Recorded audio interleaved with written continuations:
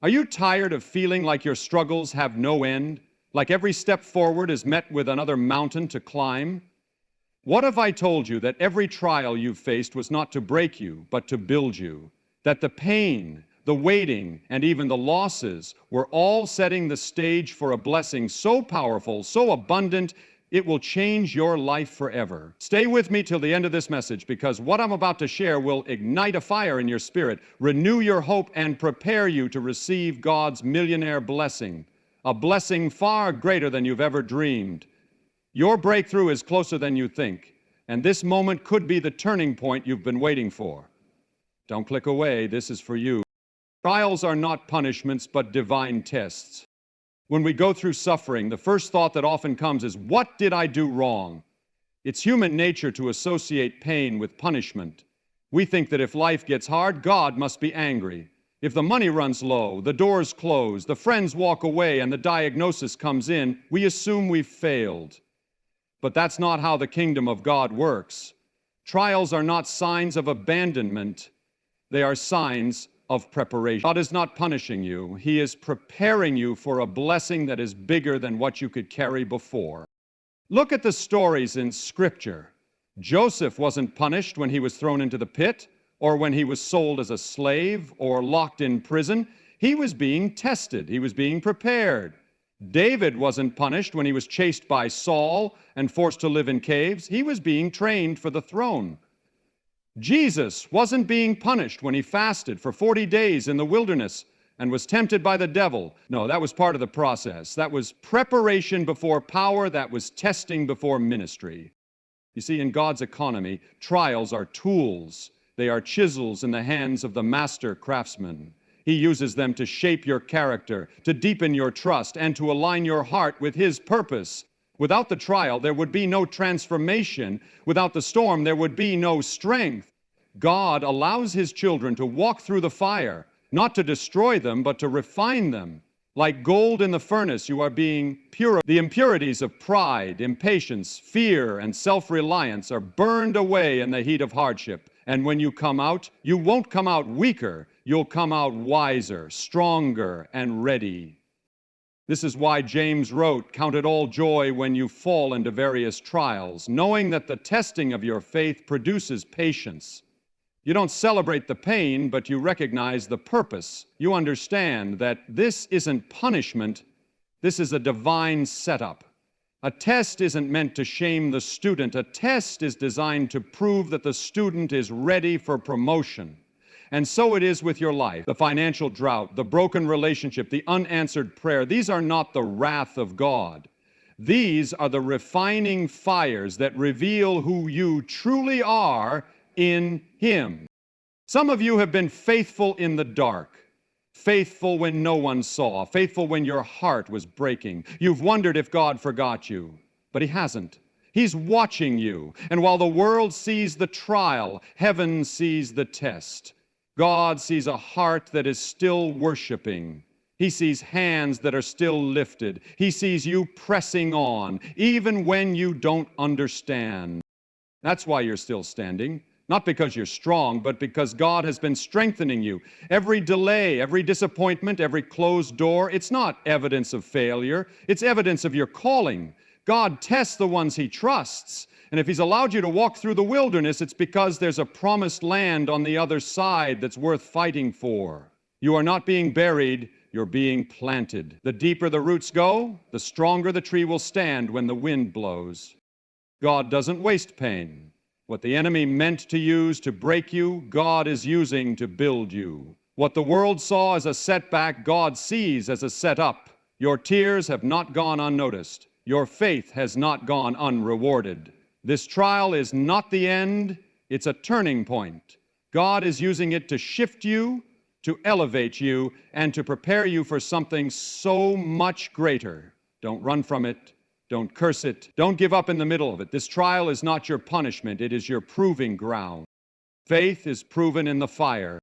Faith is not proven when everything is going well. Faith is not proven when the bills are paid, the doors are opened, and the prayers are answered overnight. Faith is proven when the lights go out When the answers don't come, when your heart is heavy and all you have left is a whisper of hope, that's where real faith is revealed, not in the comfort of the mountaintop, but in the fire of the valley. God allows the fire to show what's truly inside of us. Just like gold is tested in the furnace, our faith is tested in affliction. Fire doesn't destroy gold, it purifies it. It burns away everything that's not real. The same is true with faith. Fire exposes fake faith. Fire burns away shallow belief. Fire pushes you to either walk away or go deeper. And if you choose to go deeper, something incredible happens. Your faith becomes unshakable. Many people claim to trust God when things are easy, but when the heat is turned up, their faith melts. It's in the fire that we find out what we really believe. Do you trust Him when the bank account is empty? Do you trust Him when the door slams shut? Do you trust Him when the healing doesn't come right away? That's where faith stops being theory and becomes truth. That's where you stop preaching and start living. The fire is where the talk ends and the walk begins. You may ask, why would a loving God allow me to go through the fire? Because He's preparing you for something greater. God doesn't send the fire to kill you. He sends it to prepare you. You can't carry a heavyweight blessing with a lightweight faith. God has to strengthen you for where He's taking you. He has to fortify your spirit for the assignment ahead. What looks like a season of suffering is often a season of preparation in disguise. When Shadrach, Meshach, and Abednego were thrown into the fiery furnace, they didn't panic. They didn't run. They didn't bow to the pressure. They stood firm because their faith was real. And when the king looked into the fire, he didn't just see 3 men, he saw a 4th. That's the power of the fire. The fire proves your faith, but it also reveals God's presence. You may not feel Him on the outside, but in the fire you realize He never left. He's closer than ever in the heat of your battle. If you're in a fire right now, don't curse it. God's refining you. God is burning off the fear, the doubt, the insecurity, the pride, the selfishness. He's making you into someone who can carry the next level of favor, responsibility, and purpose. He's turning up the heat so you'll come out stronger, wiser, and more dependent on Him than ever before. You don't really know God as provider until you've had to trust Him with nothing. You don't know Him as healer until you've laid sick and broken before Him. You don't know Him as deliverer until you've stood in chains praying for freedom.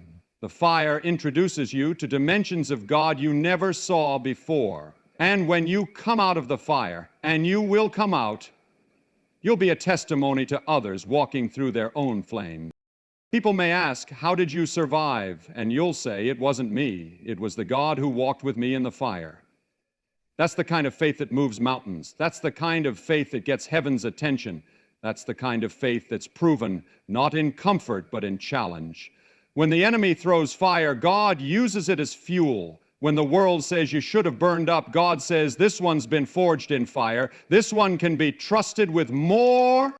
So don't be afraid of the flames. They're making you fireproof. They're building a faith in you that won't bend, won't break, and won't bow. Let the fire do its work. Let it burn away the things that don't belong. Let it reveal the God who's been with you all along. Because at the end of it, what remains will be pure, refined, and unshakable faith. Faith that's been through the fire and came out shining like gold.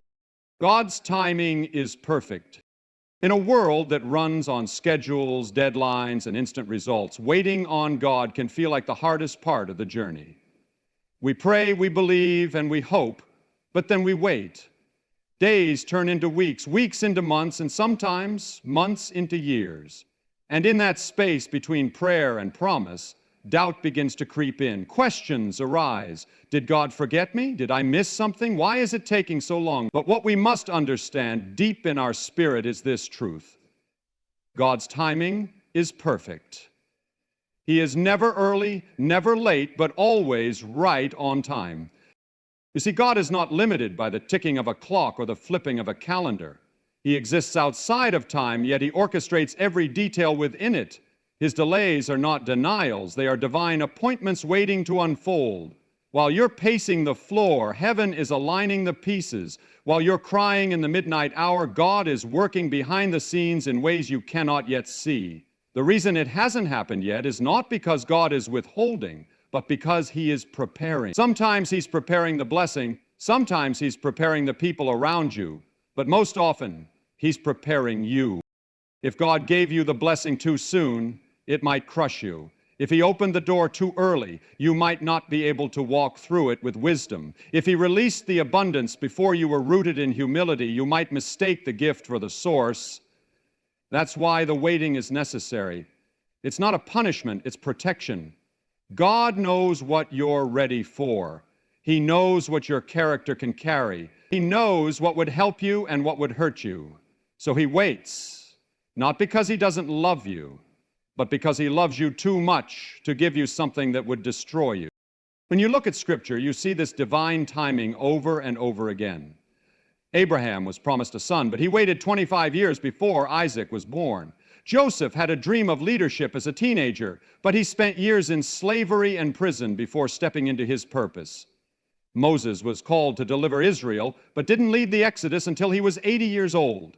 Even Jesus, the Son of God, lived in obscurity for 30 years before beginning His public ministry. Why? Because God's timing is perfect.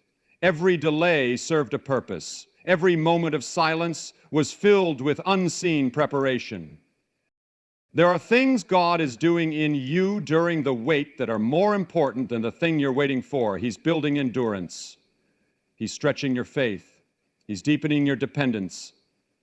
He's teaching you how to trust when there are no signs, to believe when there are no breakthroughs, and to worship when there are no answers.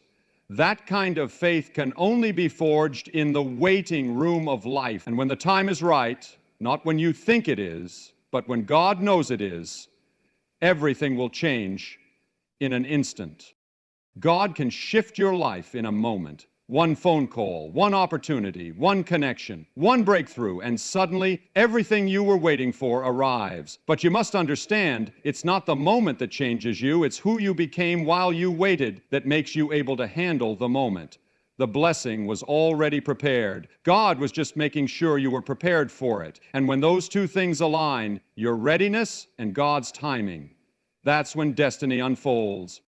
The enemy wants you to believe that the delay means denial. He whispers lies in your ear, telling you that it's over, that you're forgotten, that you missed your chance. But he is a liar. You haven't missed your moment. You haven't been overlooked. You're not too late, and it's not too late for you. What God has spoken over your life will come to pass, but it will come to pass in His perfect time. So don't rush the process. Don't try to force open doors that aren't ready. Don't trade your peace for impatience. Trust that God sees what you cannot see. He knows what lies ahead, and if He says wait, it's not to frustrate you, it's to bless you. It's to bless you in a way that will last, because when God moves, He does it fully, He does it right, and He does it on time. Obedience during the storm unlocks the reward. Storms have a way of revealing the depth of our faith and the direction of our hearts. They shake the ground beneath us, test our endurance, and push us to the edge of surrender. In those moments, we often face a choice. Will we obey God even when it doesn't make sense, even when it's painful, even when we can't trace what He's doing? The truth is, obedience in calm seasons is one thing, but obedience during the storm is what truly opens the floodgates of heaven. It's not just about weathering the storm. It's about remaining faithful in it. That's where the reward is found. And when God speaks, He's not asking for partial agreement. He's calling for full trust, especially when circumstances scream otherwise. Noah obeyed when there wasn't a drop of rain in sight. Imagine the ridicule, the confusion, the questions. Yet he built the ark because God said so. And when the storm came, the ark wasn't a burden. It became salvation. Obedience looked foolish at first, but in the end, it made all the difference. Many of us ask for breakthrough, for blessings, for favor, but we forget that there is a condition attached. The condition is obedience. Not just when it's easy, not just when we agree, but even when our faith is trembling and our emotions are exhausted. Obedience is saying yes to God while everything in your life seems to be falling apart. It's forgiving the one who betrayed you. It's tithing when the bank balance is low. It's showing up when you feel invisible. It's keeping your integrity when shortcuts look tempting. It's holding your tongue when your flesh wants to fight back. The Bible is full of people who stepped into reward because they obeyed in the middle of chaos.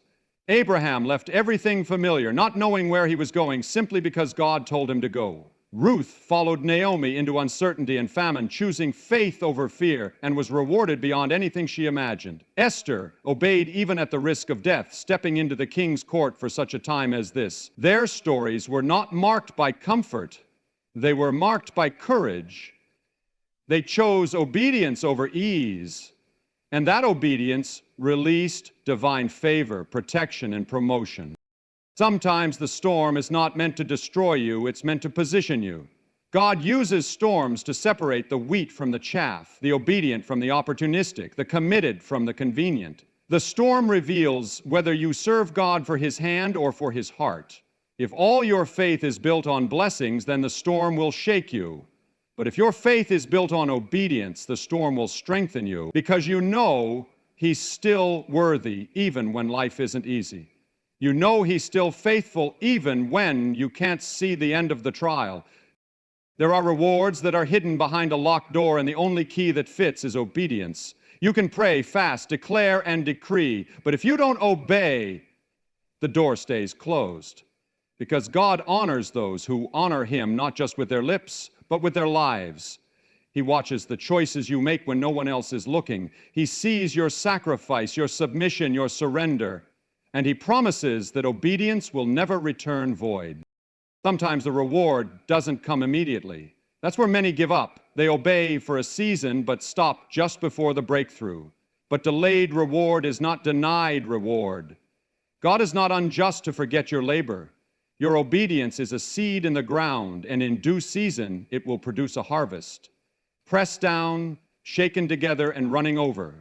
The enemy wants you to believe your obedience is pointless, that nothing is happening, that God doesn't see. But heaven sees, and heaven moves on behalf of the obedient. You might not feel strong right now, but your obedience is a declaration of strength. You may not understand everything, but your yes to God in the middle of confusion is louder than any sermon. Obedience says, I trust you, God, not just with my words, but with my actions. And when God finds a heart like that, He releases favor, opens doors, restores what was lost, and gives more than you ever imagined. Because obedience during the storm doesn't go unnoticed. It becomes the bridge to the blessing. Your pain has a purpose greater than you can see. Pain is one of life's most misunderstood teachers. It doesn't come with explanations or arrive with clarity. It often knocks on the door uninvited, staying longer than we want and leaving behind questions that seem to have no answers. But in God's kingdom, pain is never wasted. Your suffering is not meaningless. Your tears are not in vain. The struggle, the disappointment, the heartbreak, none of it is without purpose. God sees it all, and He weaves every painful thread into a greater plan than you could ever imagine. What hurts now may one day become the very testimony that brings someone else into healing, freedom, or salvation. Pain often makes us feel isolated, like no one understands what we're going through. But the truth is, some of the most powerful people in Scripture and in life have walked through unimaginable suffering before stepping into their calling. Look at Joseph, betrayed by his own brothers, sold into slavery, falsely accused, thrown into prison. For years, it seemed like pain was his only companion. But in the end, that very path of suffering positioned him to become the second most powerful man in Egypt. He told his brothers, "You meant it for evil, but God meant it for good." That's the perspective that turns pain into purpose. God doesn't cause all pain, but He allows it, and when He does, it's always with intention. Sometimes God allows pain to slow us down so we'll finally look up.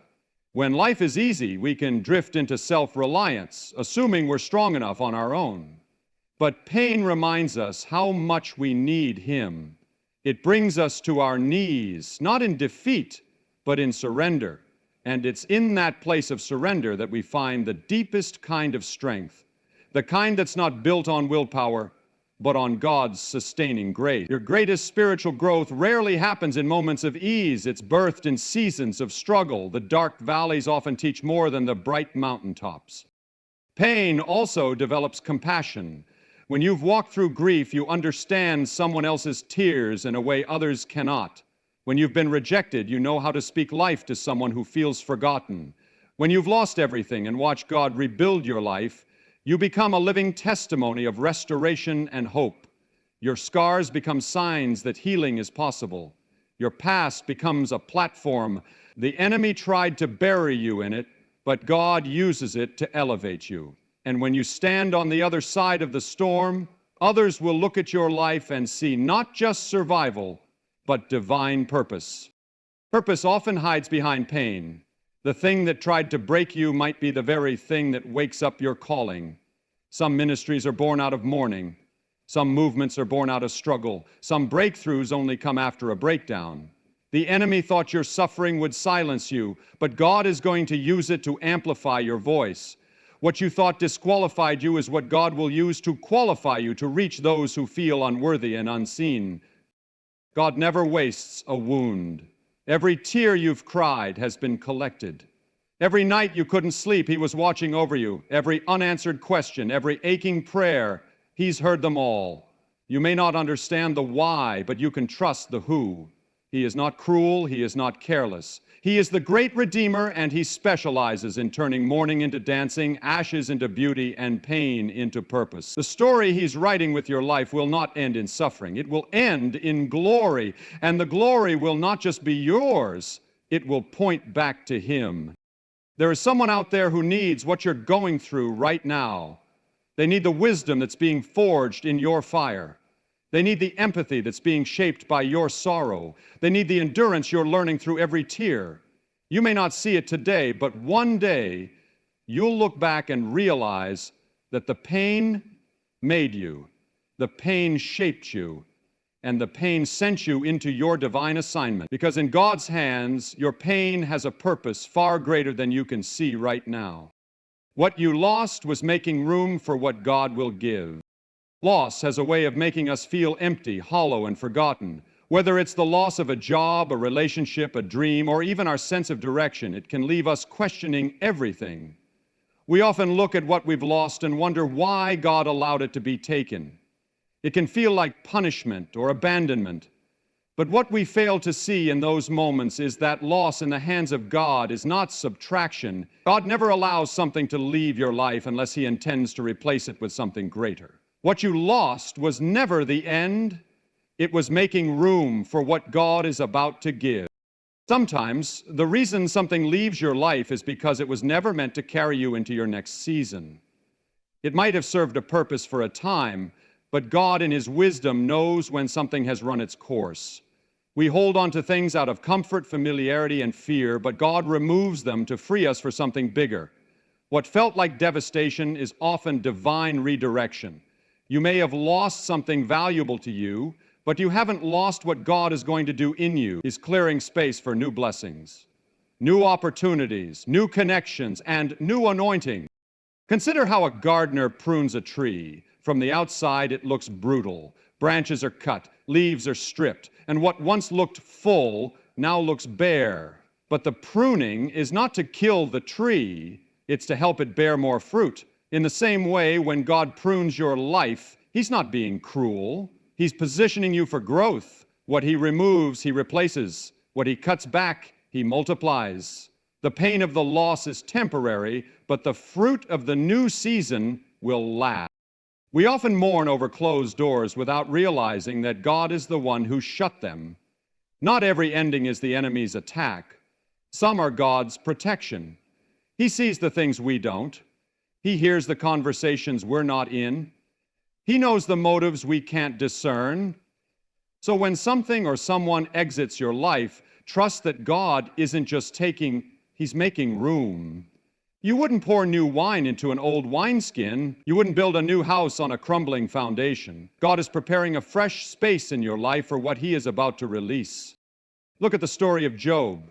He lost everything, his children, his wealth, his health, all in a short period. It would have been easy for him to believe that God had abandoned him. But even in the ashes of loss, Job chose to worship. He didn't understand, but he still trusted. And in the end, God restored him with double what he had before. The loss was never the final chapter.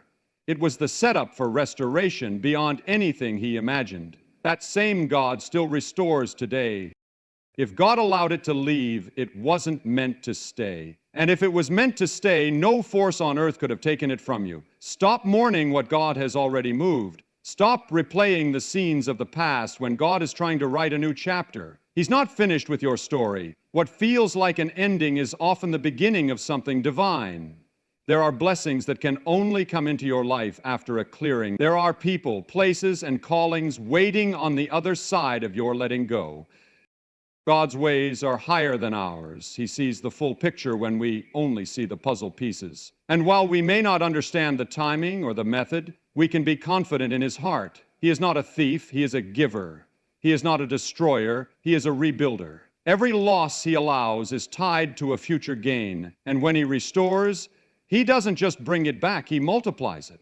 The space that loss left in your life is not a void, it's a vessel. It's ready to be filled by the goodness, grace, and glory of God. You haven't seen your best days yet, because what you lost was only making room for what God will give. Faithfulness in little unlocks abundance in much. Many people pray for overflow, for promotion, for the abundance of God's blessings to flood their lives. But they often overlook one of the most powerful spiritual principles, faithfulness in the little. God watches how we handle what seems small before He entrusts us with something greater. It's not always in the big platforms or dramatic moments where destiny unfolds. It's in the quiet, often unseen, daily choices to be faithful with what He's already placed in our hands. What may feel insignificant to you may be the very testing ground that determines your capacity for increase. When God gives you something, whether it's a job that feels beneath your talents, a small audience, a limited income, or a difficult assignment, He's watching your stewardship, not your status. It's not about how much you have, it's about how you handle it. Jesus said, "He who is faithful in little will be faithful in much." That means how you treat the little matters more than you think. Are you diligent when no one is watching? Are you generous when resources are tight? Are you grateful even when the platform seems small? These questions don't just measure your discipline, they reveal your heart. God is not in a rush to promote people who are careless with the small things. He's a wise father, and like any good parent, He doesn't hand over the keys until you're ready to drive. If you can't be trusted with small responsibilities, why would He give you greater influence? This is why many people stay stuck in cycles. They want elevation without cultivation. They desire the spotlight without the training that happens in the shadows, but God promotes those who've been proven, not by titles, but by trustworthiness. If you can be faithful with the broom, He'll trust you with the building. If you can be faithful in obscurity, He'll raise you up in visibility. Look at David. Before he ever stood before Goliath or wore a crown, he was in the fields tending sheep. No crowds, no applause, just the sound of animals and the solitude of the pasture. But it was in that place of isolation that his character was forged. He fought lions and bears when no one was watching. He practiced with his sling when there was no giant in sight. And because he was faithful with the sheep, God trusted him with a kingdom. David didn't become king in the palace, he became king in the field.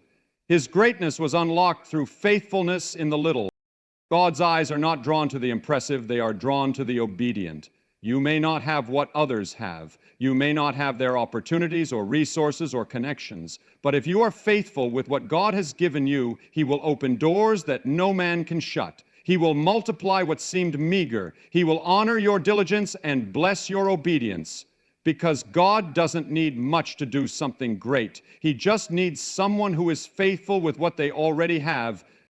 The enemy wants you to despise small beginnings. He wants you to get frustrated in the process and give up before you ever reach the promise. But don't fall for the lie that what you're doing doesn't matter. Every seed sown in faithfulness is noticed by heaven. Every late night, every unseen sacrifice, every act of excellence, when no one claps, it's all being recorded by the one who rewards openly what is done in secret. You're not working for man's applause. You're serving the King of Kings, and he never misses a moment. Promotion in the kingdom doesn't come from hustle or manipulation. It comes from humility and consistency. It comes when you show God that you can be trusted not just with the blessing, but with the burden. Not just with the stage, but with the silence. So don't measure your impact by size. Measure it by stewardship. Don't wait for one day to give God your best. Give it today. The way you steward today determines what God releases tomorrow. He's not waiting for you to become famous to use you. He's waiting for you to be faithful, because when he finds someone faithful in little, he knows he can trust them with much, and that's when the floodgates of abundance swing wide open. God's timing is always strategic, not random. There are moments in life when it feels like heaven is silent, like prayers are bouncing off the ceiling, and every door you knock on remains shut. You've cried, fasted, believed, and obeyed, yet the breakthrough hasn't come. It's in these seasons that doubt creeps in, and you start to wonder if God has forgotten you. But God's silence is not his absence, and his delays are not his denials. God's timing is never late, never early. It is always strategic. He doesn't move according to human schedules or emotional urgency. He moves according to divine purpose. What feels like a delay to you is a setup for a glory you cannot yet comprehend. God is not rushed by our calendars, nor is he controlled by our clocks. He operates on a level far beyond our understanding, orchestrating events across time and space to align with his perfect will. Sometimes the reason the blessing hasn't come yet is because you're still being prepared for it. You're praying for something you're not yet ready to carry. Or maybe the blessing itself isn't ready yet. It's still in development, being molded, shaped, and aligned to collide with your purpose at the precise moment it's meant to. When God gives, he gives right, not rushed. He's not just trying to bless you, he's trying to build you so that when the blessing comes, you won't break under it. Look at the life of Jesus. He waited 30 years before stepping into public ministry. 30 years of silence, obscurity, and preparation for just 3 years of public impact. Why? Because timing matters in the kingdom. Premature exposure can lead to destruction. God is more concerned with your depth than your speed. He wants to ensure the foundation is solid before he adds the weight of elevation. Many people miss their moment because they try to force what God intended to unfold naturally. But when you trust his timing, you allow the supernatural to work for you instead of trying to manipulate the process with impatience. Abraham had to wait 25 years for Isaac. Joseph had to endure 13 years of betrayal, slavery, and imprisonment before the dream came to pass.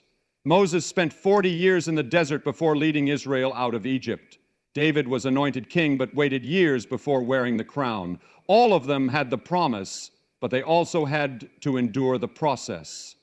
And the process always includes time. God uses time to test, to train, and to transform. It's not punishment, it's preparation. Every moment you wait, he is working. Every second that ticks by, he is shaping. Just because you don't see it doesn't mean it's not happening.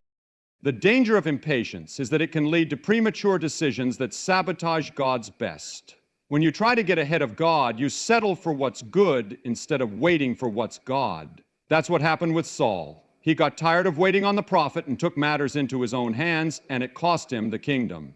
Don't let frustration lead you to forfeit what was meant to be yours. Trust the God who sees the end from the beginning. Trust the one who holds time in his hands. He knows when to open the door, when to release the provision, when to send the right person, and when to answer the prayer.